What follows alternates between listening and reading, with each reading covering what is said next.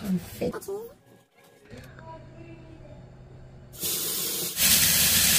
garlic,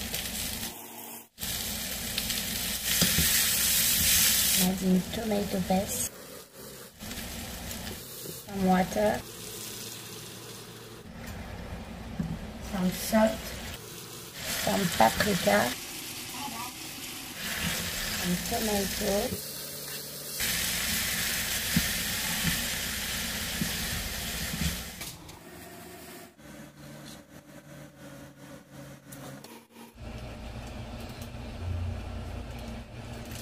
and I'm gonna bake it just like that first.